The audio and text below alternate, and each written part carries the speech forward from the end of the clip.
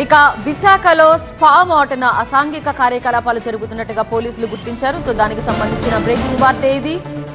VIP రోడ్లో spa సెంటర్లో పోలీసులు ఆకస్మిక తనిఖీ చేశారు. డెవెన్సీ థాయ్ స్పాలో మెరుపు దాడులు చేశారు. 4 యువతుల్ని రెస్క్యూ చేశారు. నిర్వాహకుడు సుటారి వంశీధర్ సహా 4 యువకుల్ని అరెస్ట్ చేశారు. స్పా సెంటర్ నిర్వాహకులు ఉత్తరాది రాష్ట్రాల నుంచి యువతుల్ని తీసుకువచ్చి అసాంఘిక కార్యకలాపాలు నిర్వహిస్తున్నట్టు ఆరోపణలున్నాయి. మసాజ్ కోసం వచ్చే వారికి యువతుల్ని ఎరవేస్తున్నట్టుగా పోలీసులు చెబుతున్నారు.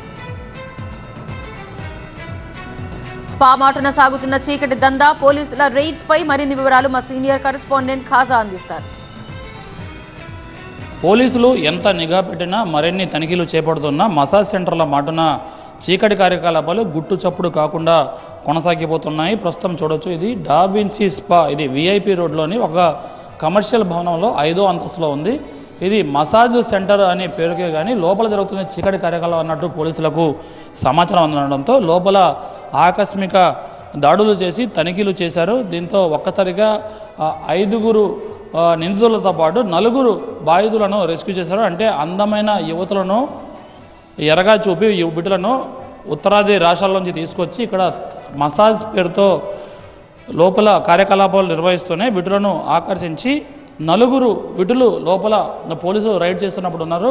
దాంతోపాటు నిర్వాహకుడు ఎవడైతే ఉన్నారో అతన్ని కూడా పోలీసులు అరెస్ట్ చేశారు. ఉత్తరాది రాష్ట్రాల నుంచి ఈ ఈస్టర్న్ రాష్ట్రాల నుంచి ఈ బాధితులను తీసుకొస్తున్నట్టుగా గుర్తించారు. అరెస్ట్ చేసిన వారిలో నిర్వాహకుడు సుటారి వంశీధర్తో పాటు గున్నాబతుల కృష్ణమోహన్ అనే విటుడు, అలాగే దివాకర్, మల్లా కళ్యాణ్, హరిదాసు, శ్రీహర్ష అనే 4 విటులను కూడా పోలీసులు రెడ్ హ్యాండెడ్గా పట్టుకొని లోపల జరుగుతున్న చీకటి కార్యకలాపాలని బయటపెట్టారు. గతంలో కూడా సిపి శంకప్రతాప్ బాగ్చి ఆ సిపిగా ఛార్జ్ తీసుకున్న తర్వాత ర్యాండమ్గా ఇటువంటి స్పాలు మసాజ్ సెంటర్లపై ఆకస్మిక తనిఖీలు నిర్వహిస్తున్నారు. దాదాపుగా నగర వ్యాప్తంగా 83 మసాజ్ సెంటర్లు ఉన్నాయి. వీటిలో చాలా వరకు నిబంధనలు పాటించట్లేదు అని పోలీసులు 2-3 సందర్భాల్లో కొన్ని వాటికి గుర్తించి నోటీసులు కూడా వచ్చారు. దీంతోపాటు ద్వారకా నగర్లో ఉన్న కాక్టైల్ స్పాలో కొంతమంది యువతులను చీకటి కార్యకలాపం జరుగుతున్నట్టుగా గుర్తించి యువతలను రక్షించి నిర్వాహకుడిని అరెస్ట్ చేసి ఆ థాయ్ స్పాను కూడా సీజ్ చేశారు. దీంతోపాటు గాజువాకలో మరో స్పాపై కూడా రైడ్ చేసి అక్కడ కూడా దానిపై కూడా కేసు పెట్టారు.